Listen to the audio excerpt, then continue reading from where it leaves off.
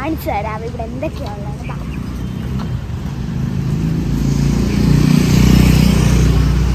ഇതാണ് സാധനം.